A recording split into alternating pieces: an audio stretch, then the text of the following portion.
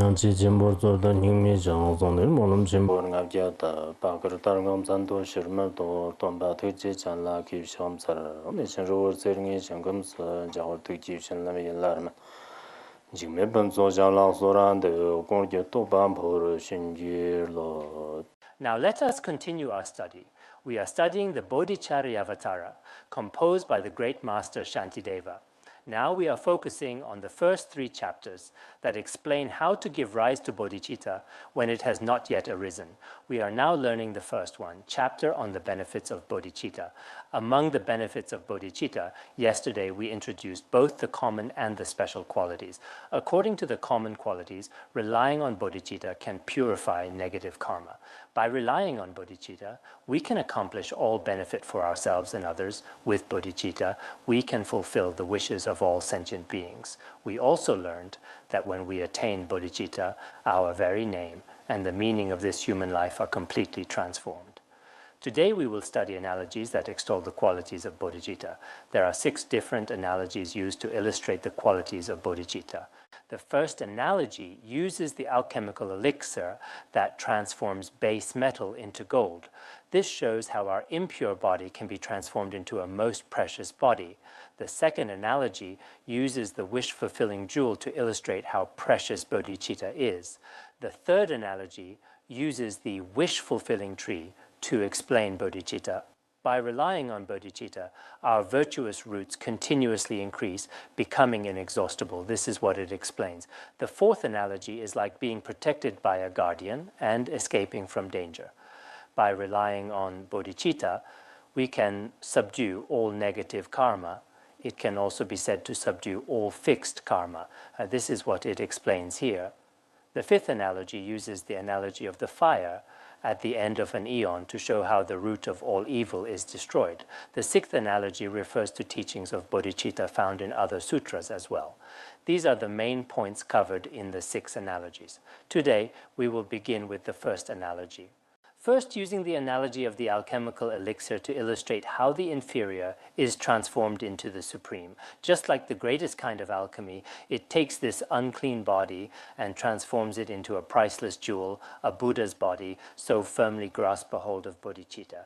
Here, an analogy is used. In ancient India, in their daily life, there was something called an alchemical elixir. This alchemical elixir is a kind of elixir that could turn metal into gold. Even a tiny bit of the alchemical elixir, when it came into contact with a large piece of iron or metal, can turn this large piece of metal into gold. For example, in our daily life, by mixing different medical materials or with certain chemical reactions, similar things can happen. For instance, if you add a little yogurt to milk, all the milk will turn into yogurt. In our world today, there are many products are made in this way. Through certain reactions, things can quickly change into something else. Such cases are quite common. This alchemical elixir existed in ancient India and during the earliest eons. But now, because sentient beings' merit is becoming increasingly scarce, such things are not commonly seen in daily life. However, in the past, the alchemy did exist. Here we use this alchemical elixir as an analogy. Originally, it was just an ordinary, very common piece of metal, but it could immediately transform into a priceless treasure or very valuable gold. In the same way, our present impure body is very unclean, but it can also be transformed. As everyone knows, from inside to outside, our body is unclean. For example, blood, flesh, bones, or skin, and so on. If we analyze these, we find that our body is composed of 36 kinds of impure substances. It comes from the impure seeds of our parents, and it consists of mucus and tears and many other filthy things inside. All of these together make up our present body, whether people think it is beautiful or ugly. Regardless of how we think it, its true nature is just like this. Regarding the impurity of the body, we will also explain this in chapter 8. In general, the bodies of us sentient beings are extremely impure, but by relying on bodhicitta, just like ordinary iron can be transformed into gold. In the same way, through bodhicitta, our impure flesh and body can immediately become extremely pure, no different from the body of the Buddha. What does this mean? Before bodhicitta arises, our ordinary flesh and bones actually have no real value. Their substance is no different from that of a yak or any other animal. From either a temporary or ultimate perspective, they truly have no value. But when bodhicitta arises in our mind stream, from that moment on, this body of ours completely becomes, as described in the Diamond Sutra, a stupa worthy of offerings from all beings. It is no different from the body of the Buddha, worthy of veneration by all beings. Why, at what point, from the moment we begin to study the Dharma, can we say that we have entered the Mahayana path? According to the great master Longchenpa, in finding rest in the nature of the mind, it is from the lesser path of accumulation. So when genuine, uncontrived bodhicitta arises in our mind stream, it means we have truly entered the Mahayana path.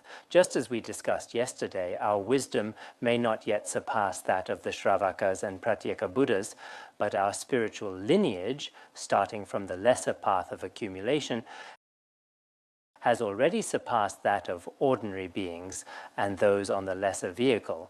In this way, we should understand that our body is truly no different from the body of the Buddha, adorned with the major and minor marks. Some commentaries also explain it in this way, or we can say that among all living beings, our human body has become something extremely precious and rare, so everyone should reflect in this way. If we do not truly have an altruistic mind in our own mind stream, then no matter how much others praise us outwardly or how highly we think of ourselves, in reality, there is nothing truly remarkable about it. But if genuine bodhicitta arises in our mind stream, then whatever our external actions may be, it is still meaningful. Even if someone is dressed in rags or appears unattractive, in fact, such a person is truly a worthy object of offerings. All beings, including humans, non-humans, and gods, should regard such a person as a worthy object of offerings and respect. So, from appearances alone, we cannot recognize who is a true Mahayana practitioner. A true Mahayana practitioner is someone whose mind stream is truly altruistic. Only then can one be called a genuine Mahayana practitioner. Wearing monastic robes does not necessarily make one a Mahayana practitioner. Teaching the Dharma to others does not necessarily make one a Mahayana practitioner.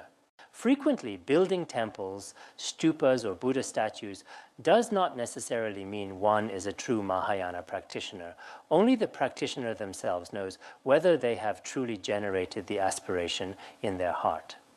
If one has made the aspiration and never declined, then this is a true Mahayana practitioner. No matter how lowly their appearance may seem, even if they appear as a butcher, prostitute, or beggar, the lowest and most inferior in worldly terms, in fact, through their conduct or the power of their mind, they can benefit countless sentient beings. So in this world, no one really knows where the bodhisattvas are. Just as it is said in the aspiration prayer for Sukhavati, sometimes those whom thousands of people deeply venerate, such as some renowned masters, whether they are truly bodhisattvas, it is hard to say. For example, some famous monks in Chinese Han Buddhism, or some renowned tulkus in Tibetan Buddhism, are they bodhisattvas? It is not always easy to say. Perhaps in their mind they truly have genuine bodhicitta. If so, then they are certainly worthy of our homage. If they do not have bodhicitta in their mind, if there is not even a trace of true altruism, then perhaps, on the other hand, when we see a beggar, if that beggar has altruistic bodhicitta in his mind, then that beggar would be worthy of our homage. Of course, this may go against some of our current customs, but in fact, this is how it truly is. Anyone who has bodhicitta deserves our prostration. So whether we are monastics or lay people, we should devote all our energy to cultivating bodhicitta. This is extremely important. Nowadays, there are people who engage in charitable activities, but I often feel that this kind of altruism is different from bodhicitta. Without doubt, these activities are very touching, and their deeds are truly inspiring. We can see that they also have a strong altruistic mind. People also express their admiration in various ways. But in fact, genuine bodhicitta has an even broader scope and deeper meaning. I think that many of the role models in the world today, or those who are well known for their altruistic deeds, may not possess true bodhicitta in the context of Buddhism. Why is this? Because the scope of bodhicitta is extremely vast, and the scope of altruistic mind is rather limited. For example, for each sentient being, we have love and kindness for our relatives, children, and parents. This kind of love and affection is not called bodhicitta, nor is it true altruism. We have discussed this before. Even very fierce wild animals like tigers and wolves, they also have compassionate love for their offspring in their mind streams. This kind of love is not true bodhicitta. There was a university in America that specialized in psychology. Once, a very famous professor there conducted some psychological experiments. The purpose of his experiment may not be the same as in our Buddhism.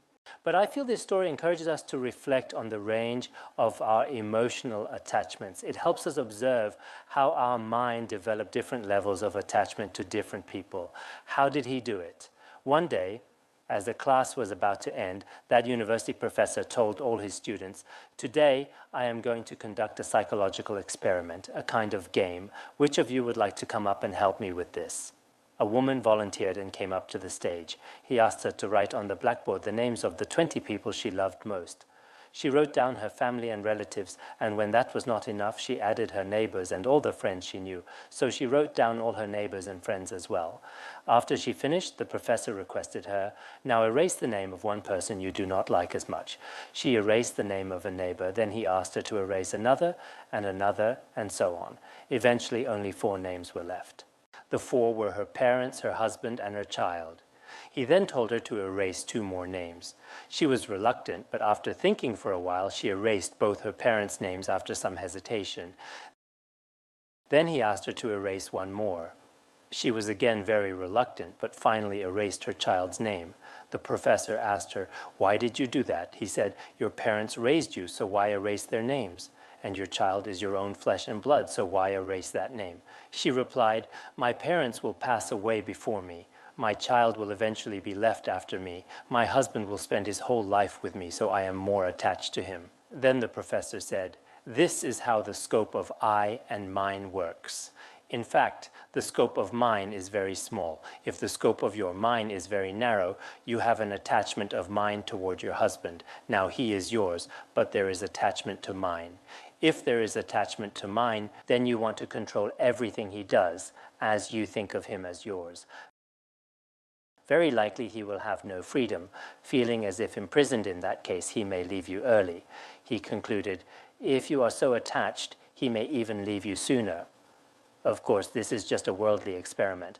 But I feel that for many of us who aspire to the Mahayana path, although we often speak about bodhicitta, in reality, the scope of our bodhicitta is often limited to our own friends and family. If we see our friends or relatives in need, we are willing to help them. But when it comes to other beings, we may not be as willing to help. In the past, when Khenpo Sodargye of Sertar was teaching the ornament of clear realization, he spoke about the wisdom and skillful means of bodhisattvas. He publicly named Khenpo Kiwang from Nubzur Monastery. Both of them have now passed away. He said that a few days ago, Khenpo Kiwang went to the county seat because his relative had been detained by the police, and he went there several times. In class, he said that Khenpo Kiwang should not have gone. To act in such a self-centered way shows that his bodhicitta was not yet fully developed. Why did he only care about his own relatives? Why did he not visit when others were detained? He called out Khenpo Kiwang by name in class and was very direct. Of course, Khenpo Kiwang possessed excellent wisdom. Actually, they were both extraordinary practitioners. Khenpo Sodargye also often praised how well Khenpo Kiwang studied. But if Khenpo Kiwang went there for personal affairs, it showed his bodhicitta was not yet complete. On the surface, it seemed that Khenpo Sodargye was criticizing others, but actually his words also serve as guidance for us followers, reminding us to reflect on our own bodhicitta. We may find that we lack even the altruism of some worldly people, let alone genuine Mahayana bodhicitta. Not long ago, there was a singer in Shenzhen named Kong Fei who was not particularly famous. For more than 10 years, he donated all his money to orphans, people with disabilities, and who had no chance to go to school. He supported about 183 people. The money he donated was more than 3 million yuan. Later, he was left with a debt of over 170,000 yuan. When he was diagnosed with stomach cancer, he refused to seek treatment. He thought, "My health is not important. It is not worth spending money on myself. There are still so many people in the world who need this money." After he passed away, many orphans and people brought flowers to his funeral, and everyone was in tears. Such deeds are truly moving. Do we, as practitioners, have such an altruistic mind? Can many of us who claim to be practitioners actually do this? We often say we are Mahayana practitioners, but when it comes to helping others, what do we actually do? What is the scope of our altruism? How do we apply altruism in our daily lives? We should reflect on this. When we cultivate bodhicitta, it is very important to extend its scope. In finding rest in the nature of the mind, it is taught that we should start with our own mother, then those closest to us, and gradually expand the scope. Why is it taught this way? Because as ordinary beings, the scope of our attachment to I and mine is quite limited. Now, when we cultivate bodhicitta, we should see all sentient beings in the world as our own parents.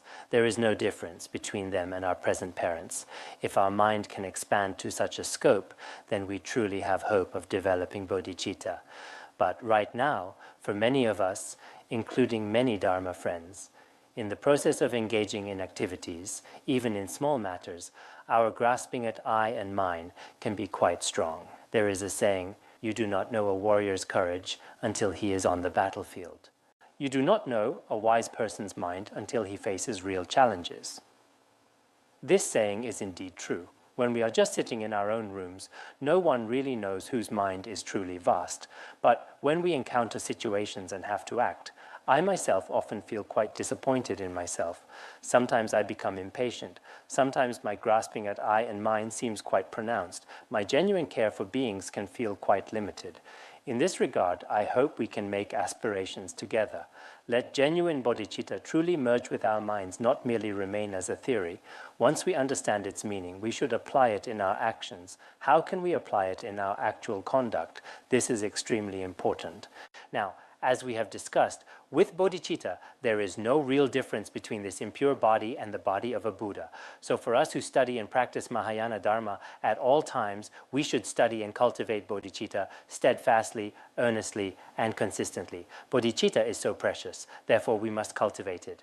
Just like using the supreme alchemical elixir, our impure body, by receiving bodhicitta, can be transformed into the priceless body of a Buddha. In the past, when I did not have bodhicitta, I was just an ordinary person. Now that I have bodhicitta, I feel that I truly have some hope for liberation. Even if I do not achieve other meditative states, miraculous powers, or various qualities, it is fine. As long as we have bodhicitta, whatever we do will bring benefit. Therefore, we must persistently and firmly maintain this bodhicitta, which possesses such transformative power.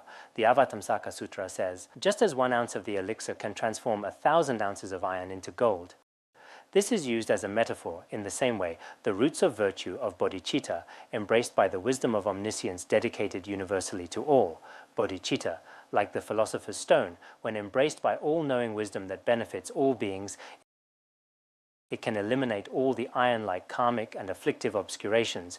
It can eliminate all the iron-like karma and afflictions. The original metallic substance, the original impure matter and elements are all completely purified. All phenomena become the wondrous form of omniscient wisdom. But the iron-like karma and afflictions cannot destroy the gold of bodhicitta that aspires for omniscient wisdom. On the contrary, can this iron destroy the alchemical elixir? It is absolutely impossible. In the same way, no other karma or affliction can destroy bodhicitta once it has truly arisen in our mind stream. From then on, no matter what kind of desire, anger, jealousy, or pride arises, can these afflictions destroy the bodhicitta in our mind stream? They absolutely cannot.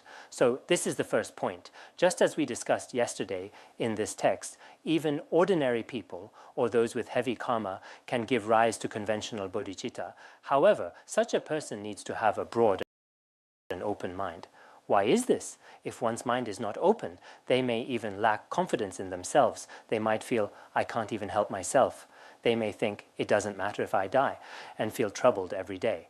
For them, it can be difficult to give rise to bodhicitta, but if you truly wish to benefit beings and hold this intention in your heart, then after making this vow, you never develop the thought, I will never benefit sentient beings again. Then, as long as this thought does not arise, you still have bodhicitta in your mind stream. I've mentioned that upholding this bodhicitta does not mean that every single moment you must consciously think about it.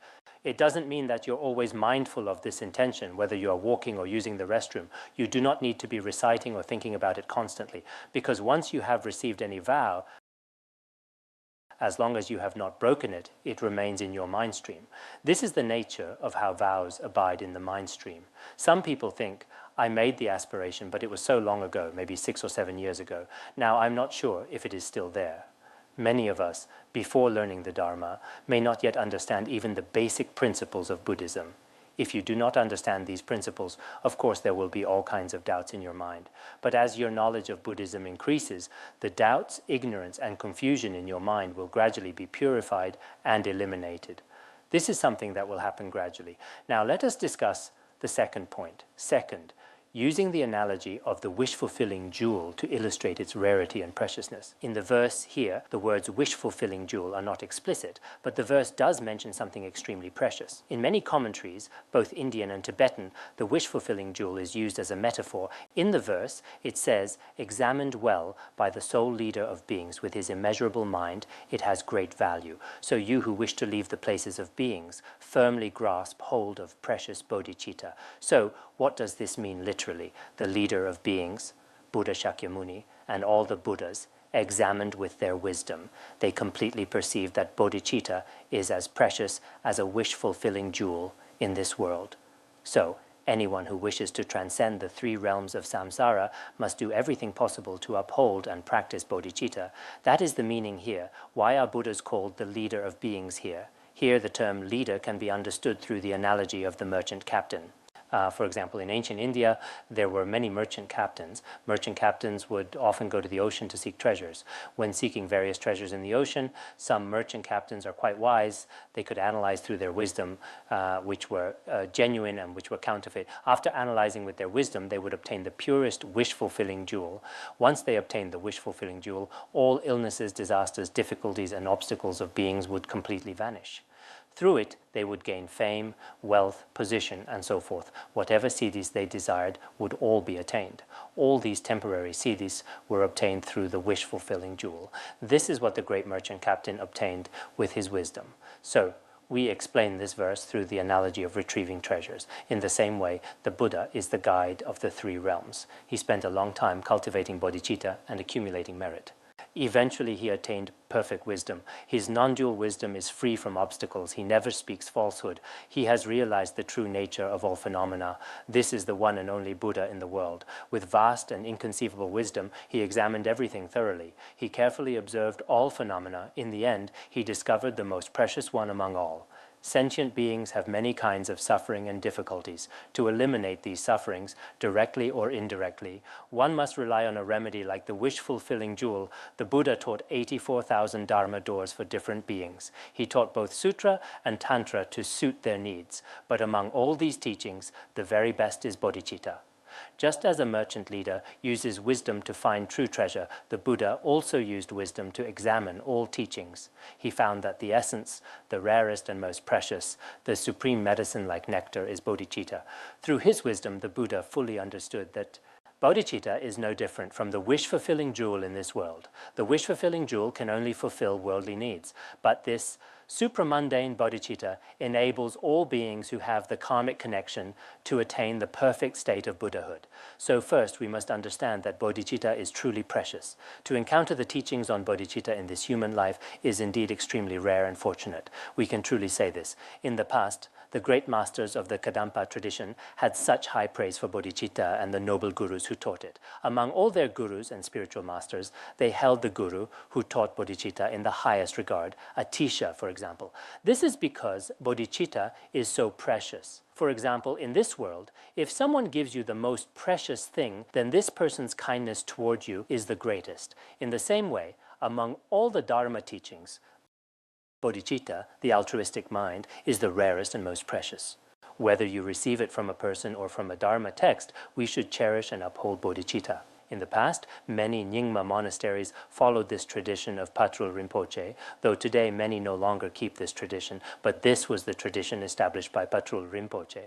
Every monastery was required to teach web of magical illusion, and the Bodhicharyavatara each year, this was his rule. When Patrul Rinpoche was alive, many monasteries followed this practice. And many monasteries that continue his lineage still do so today. His Holiness Jigme Punsok Rinpoche also mentioned this in the past. So in our academy, almost every class each year studies the Bodhicharyavatara.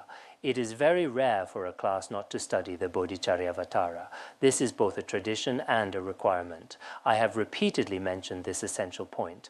There are so many treatises and scriptures, vast as the ocean, whether in Tibetan Buddhism or Chinese Han Buddhism. Why do we place such importance on the Bodhicharyavatara?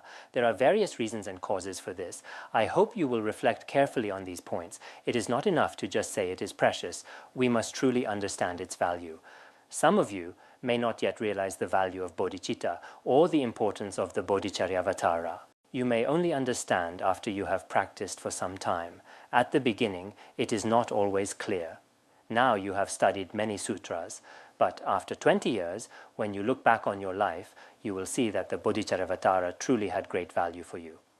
Whether in worldly life or in your spiritual journey, it will certainly have lasting value. Earlier we mentioned that the guide of beings, Buddha Shakyamuni and all the Buddhas, observed that bodhicitta is the most precious. Therefore, anyone who wishes to be free from samsara should remember what is taught in the Lotus Sutra, that the three realms are without peace, like a burning house. So in the entire three realms there is no true happiness. There is suffering of change, suffering upon suffering, and pervasive suffering. These three main types of suffering, and many others, torment us and oppress us every day. So life in this world is truly full of suffering. Not to mention the sufferings described in Buddhist texts, even worldly sufferings like war and disasters, and all kinds of terrorist attacks in the world, as well as epidemics and infectious diseases. There are indeed many sufferings in this world. These sufferings are like falling into a pit of fire. As Mahayana practitioners, do we wish to leave this burning house of samsara? Of course, we all wish to leave it. As long as you have this wish, the best way is to practice bodhicitta. If you abandon bodhicitta and try to solve this problem through other practices, it will be truly very difficult. I believe that most of you here are not seeking worldly happiness or prosperity. Perhaps a few lay people may wish for that. Some people have asked, while listening to the Bodhicharyavatara, will studying the Bodhicharyavatara bring wealth? Some people say yes, it will bring wealth. Others say it will not. But I think it is not so simple. If you wish for wealth, then study the Bodhicharyavatara well and cultivate bodhicitta sincerely. With the blessings of the three jewels, your wishes will be fulfilled. As we mentioned yesterday, bodhicitta bestows upon us everything needed for the three types of practitioners. So bodhicitta can bring prosperity, and it can also heal illness. It can cure both mental and physical illnesses, especially the mental suffering. I believe the Bodhicharyavatara is the best remedy for physical illness. Seeking treatment at a hospital would certainly be appropriate and helpful as well. But for mental suffering, you should rely on the Bodhicharyavatara, especially for lay people nowadays. There are so many kinds of suffering and unexplainable pain. There are many pressures and difficulties in daily life. But after listening to the Bodhicharyavatara, you may find great benefit and realize everything is like a dream or illusion. Whether it is family, enemies, work, or daily life, it is all like a dream. There is not much difference. It is just like acting in a dream. Then your attachment to worldly things will greatly decrease. As your attachment decreases, your happiness will naturally increase. This will be a great help for your mental well-being. There are not many mental health professionals yet, so it is very necessary to rely on this text as a remedy for the mind. I encourage everyone to use the Bodhicharyavatara to heal your mind. It is truly necessary to heal your own mind in this way. This is the main meaning of the verse here. The only guide who can lead all beings to the city of liberation and enjoy the jewel of all qualities, the peerless Buddha. This is the peerless, perfect Buddha in our world. The only one who is flawless and perfect in all qualities is the Buddha. The Buddha's wisdom knows all phenomena. The Buddha's wisdom realizes the true nature of all things. As we mentioned before, he knows things as they truly are. Apart from this, other beings cannot fathom this wisdom. The Buddha is truly all-knowing and all-pervading. He comprehends everything completely. He realizes all phenomena without any hindrance. But other sentient beings are not like this. No matter how renowned or accomplished worldly figures may be, whether acclaimed scientists, Nobel Prize laureates, or considered the highest authorities in their fields, but when we compare these achievements to the Buddha's wisdom, there is still a vast difference. When the Buddha, with immeasurable wisdom, carefully examined all phenomena, he saw that bodhicitta is most rare and possesses tremendous merit. Moreover, it is extraordinarily rare, extraordinarily precious, truly invaluable. The Avatamsaka Sutra says, among all jewels, the wish-fulfilling jewel is the king of jewels. Among all treasures, the wish-fulfilling jewel is supreme. Even today, people still think that diamonds and other precious stones are the king of jewels. Likewise, throughout the three times, the wisdom of omniscience perceives the Dharmadhatu as its object. The virtuous roots, whether contaminated or uncontaminated, of humans, gods, Shravakas, and Pratyeka Buddhas, do not compare to the value of bodhicitta, the wish-fulfilling jewel. Regarding the contaminated and uncontaminated virtuous roots last year, we studied the Abhidharmakosha, so everyone should understand what is meant by contaminated and uncontaminated virtue. All the virtuous roots of Shravakas, Pratyeka Buddhas, humans, and gods, among all the good deeds done by sentient beings, none can compare to bodhicitta. So on the surface, we may practice meditation, recite the Buddha's name, turn prayer wheels, or make prostrations and perform many other virtuous actions, but in reality, none of these can compare to the merit of generating a single moment of bodhicitta. Last year I joked with you about this. You often talk about making pilgrimages to Lhasa or circumambulating sacred mountains. I said no matter how many days you spend on pilgrimage, the merit of a single instant of bodhicitta is far greater. The merit of those actions cannot compare to bodhicitta. Bodhicitta is an inner practice, as taught by the Buddha, a method of cultivation with tremendously vast merit. This is something we should always remember. This is a very important point. Therefore, all beings who wish to be free from suffering should firmly uphold and practice bodhicitta. Now let us discuss the third point. Third, using the analogy of the wish-fulfilling tree to show its inexhaustible and increasing fruit. All other virtues, like banana trees, are spent once they have produced a result. The tree of bodhicitta constantly bears fruit, thus thriving inexhaustibly. Here it says that other virtuous roots, for example, in our daily life, the virtuous roots that conducive to liberation or to merit are like the plantain tree, which bears fruit only once after bearing fruit. Its seeds dry up. After that, it will never bear fruit again. But the marvelous tree of bodhicitta, the virtue of bodhicitta, is like the wish-fulfilling tree in the heavens. Or, in ancient times, when people had great merit, there existed the wish-fulfilling tree. Compared to the plantain tree, the wish-fulfilling tree is quite different. Its fruit is continuous, endless, and inexhaustible. It keeps producing fruit without ceasing. Not only is it never exhausted, but the more it is enjoyed, the more abundant it becomes. This is the literal meaning here. That is to say, all other practices bear fruit once, such as the four dhyanas, the four formless absorptions, or seeking worldly merit. As we just discussed, some people practice medicine Buddha for health, some recite the name of Buddha Amitabha to be reborn in the Pure Land for happiness. Some meditate for physical and mental well-being. When I traveled to the south, one lay practitioner shared with me, you should meditate more. Meditation is very good for your health. It can balance the four elements. During meditation, you should let go of all thoughts. In this way, all the elements in your body, they are also meditating just as you are. Then, they will not become exhausted. If they are not exhausted, your body and illnesses will naturally improve. So, meditation is very helpful for your health. Some lay people have shared many excellent teachings with me. So some practice meditation mainly for health. There are people like this. All of these are virtuous roots that lead to merit because they only want to seek the worldly merit. We see that during every festival in many Chinese Han temples, people burn incense and make many offerings. If we have time, we can quietly listen nearby and hear many people making aspirations. Very few people make aspirations for future lives or for the benefit of all beings. Most people wish for success in their careers or to find a good partner and various other such worldly aspirations. Sometimes, when people are making aspirations, if we listen quietly, they do not notice us. We often hear these kinds of wishes. These are what we call virtuous roots that lead to merit.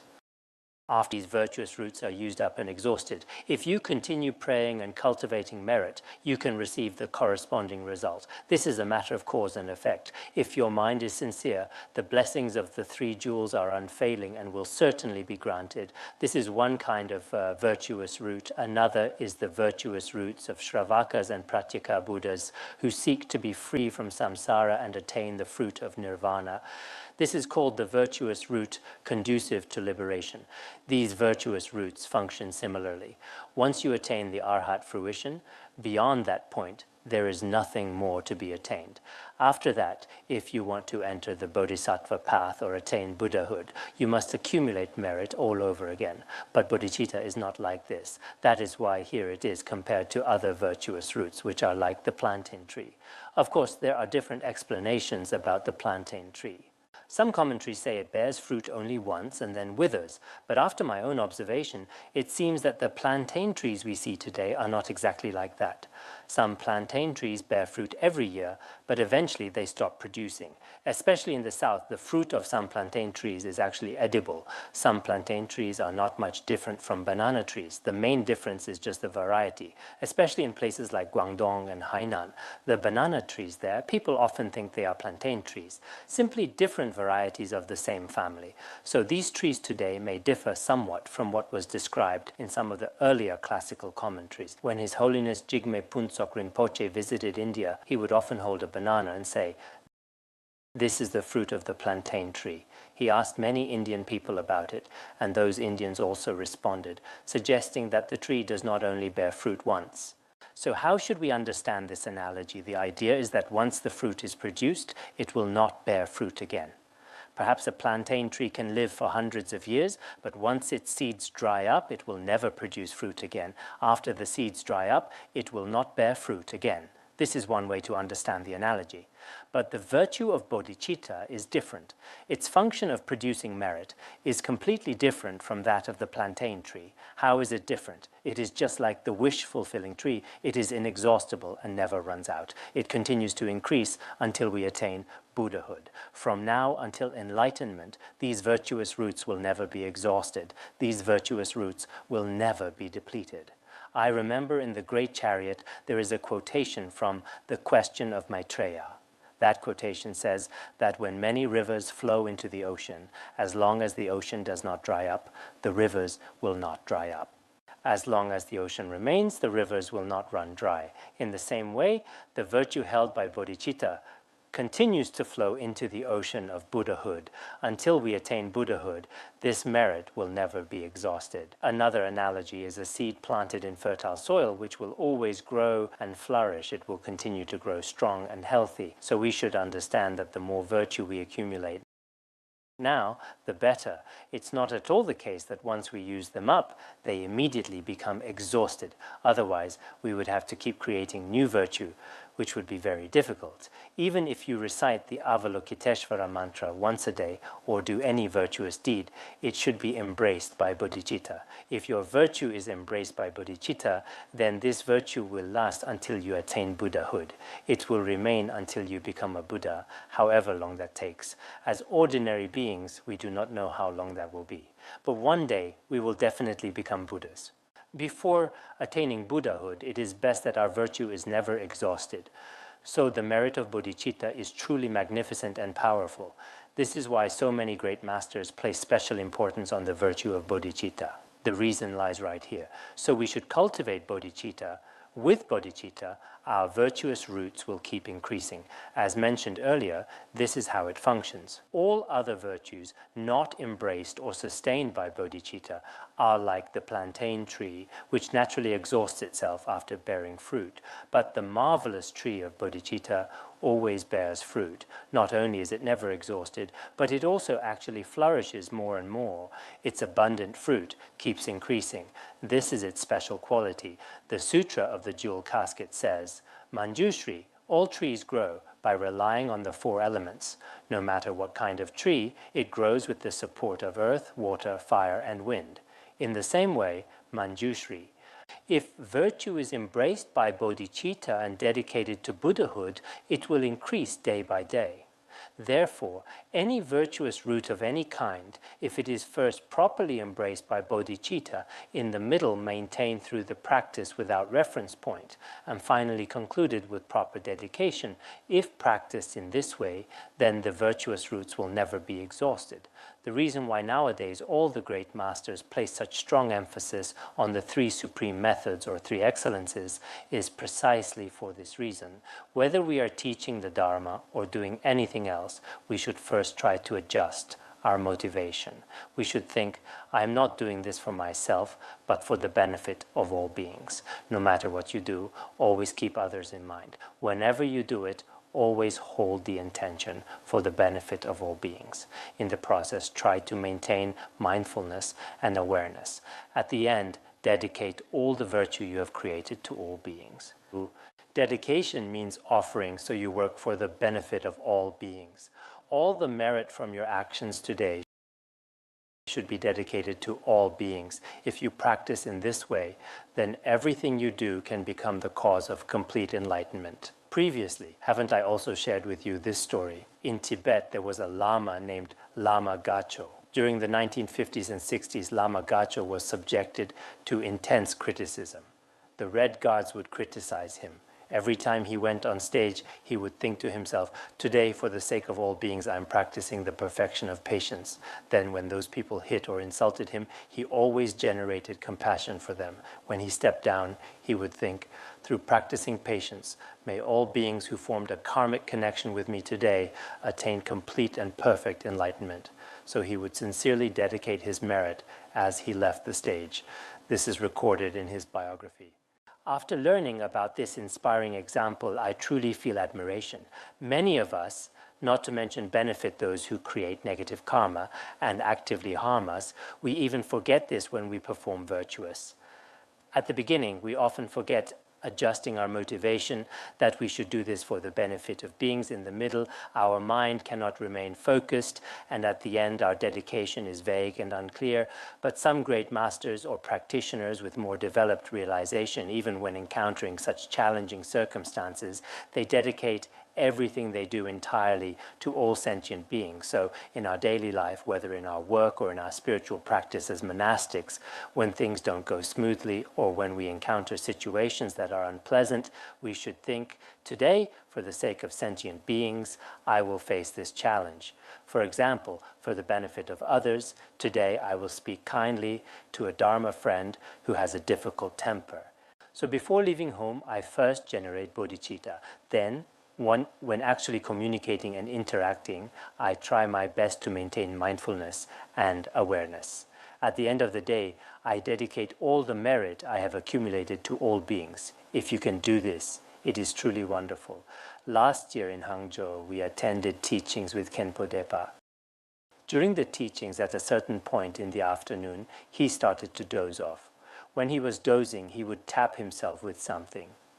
When he tapped himself, I really wanted to laugh, but when I wanted to laugh, I didn't dare to. Eventually, I really couldn't hold it in and started laughing. So there are many forms of patience in daily life. Sometimes even wanting to laugh requires patience. Sometimes when you want to cry, you also need patience. If you do not practice well, the result may not be good. Now let's discuss the fourth point.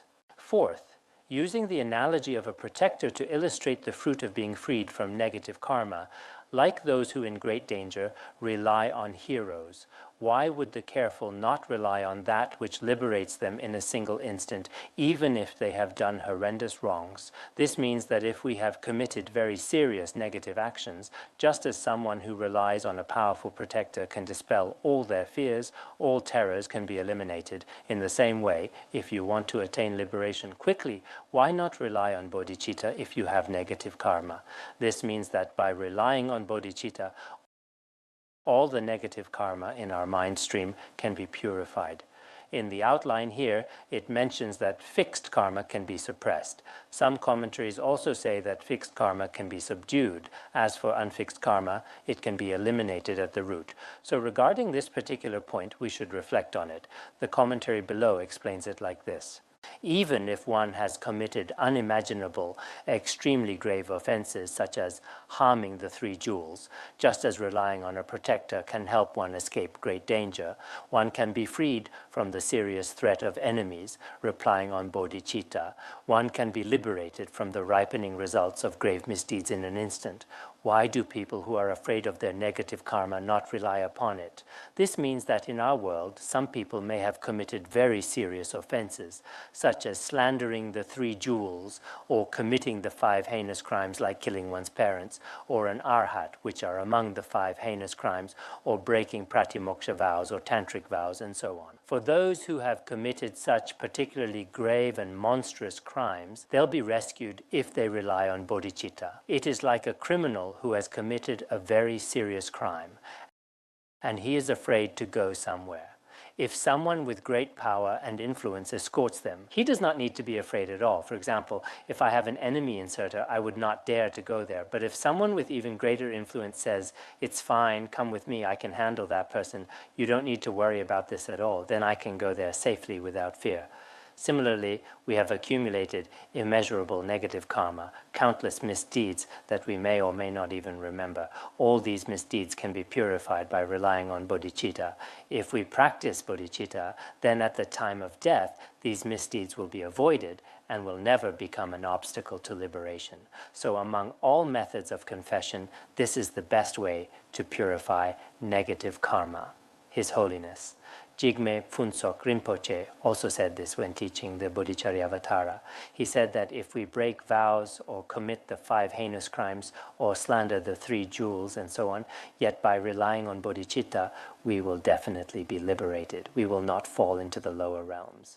Even if you do fall into the lower realms, it will be for a very short time. It is like a basketball bouncing off the ground. If you fall into hell, you will quickly be liberated. Some people who commit the 5 heinous crimes due to their karma may fall into hell immediately after death.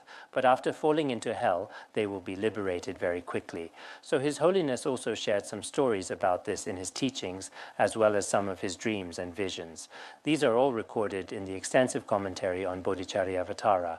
I hope that as we study this time, you will read the extensive commentary on Bodhicharyavatara. This is a good opportunity for reading it. In the past, many great masters would always consult several commentaries when studying any treatise. If conditions allowed, they would always refer to several books.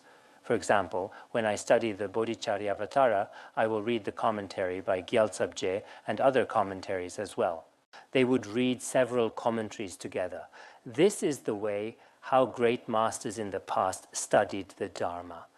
Our current approach to study is sometimes rather superficial and cursory. Simply listening or attending a few tutorials is not enough. It is very important to read and study the texts yourself. So, back to our topic, when we learned the extensive commentary, these points were also explained there with bodhicitta. We will not fall into the lower realms. Even if we do, there is no need to be afraid because we will be liberated very quickly. Consider the example of King Ajatashatru. He committed 3 of the 5 heinous crimes, yet by relying on bodhicitta, the time he spent in hell was extremely brief. There was also Bhikkhu Mahadeva. His story is also explained in the commentary on Treasury of Good Advice. He too committed 3 of the 5 heinous crimes. Later, he taught the Dharma to others and trained many become arhats. After he passed away, his disciples wondered, "Where has my teacher been reborn now?" Using their arhat powers, they investigated. At that time, a benefactor was making offerings, and while washing his hands, this disciple wondered about his teacher's rebirth. He wondered, what realm is my teacher in now? Using the arhat's uncontaminated clairvoyance, he checked. When he checked, he saw that his teacher, Mahadeva, had fallen into the cold hell. Not yet realizing his situation, Mahadeva was saying, "This place is so cold." The disciple felt greatly dismayed at this discovery. He wondered how his teacher could have fallen into the cold hell. After washing his hands, he checked again to see where his teacher was. When he checked again, he saw that his teacher had already been reborn in the heaven of the 33. So the time that Mahadeva spent in hell was very short. Therefore, Even if you fall into the lower realms with bodhicitta, you will not stay long. This is exactly what we need. Because if one's negative karma is very strong, it may be hard not to fall. But even if you do fall, you will be liberated very quickly. Therefore, if you wish to attain liberation quickly, you must practice bodhicitta. It is essential to cultivate bodhicitta. This is especially important for those with heavy karma and abundant misdeeds, whose practice of virtue throughout their lives has been so weak. Truly, in our alaya consciousness, the white space of virtuous practice, it is very small for many of us. But the space for negative karma is very large. Especially for some lay people, many actions, particularly killing, produce negative karma, whether in eating or other activities. Throughout life, so much negative karma is created. If we do not rely on cultivating bodhicitta, whether other methods can truly purify these negatives completely is something we should carefully examine. Now, let's continue.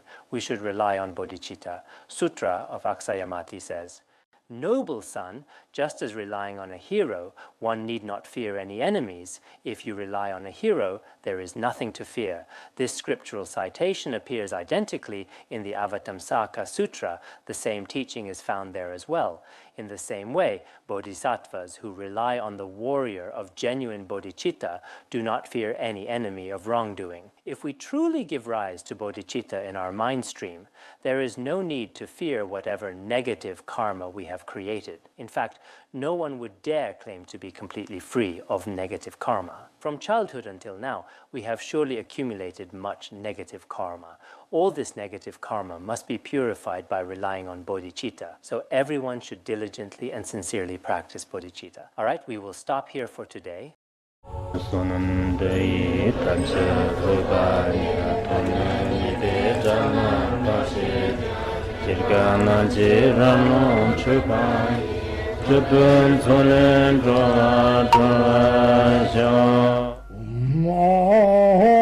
Bandara Badma Sodargye Bandara Badma Sodargye Bandara Badma Sodargye